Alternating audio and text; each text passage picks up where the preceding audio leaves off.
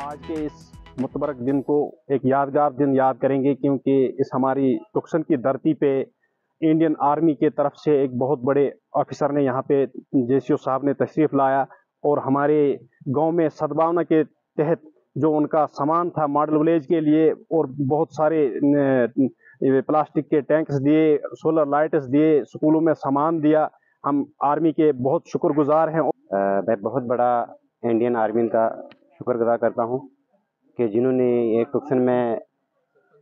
कुछ टाइम पहले इन्होंने एक प्रोजेक्ट जो है वो हमने दिया, यहाँ हमारे से ही सरपंचों से लिया था, पीआरए से लिया था, और फिर वो प्रोजेक्ट जो है यहाँ पे दिया, जिससे लोगों को बहुत सारे मतलब फैसिलिटी मिली लोगों को। जैसा कि आज हम यहाँ टुक्सन विलेज पंचायत 60 लोअर में खड़े हैं। यहाँ जीओसी साहब आए हुए थे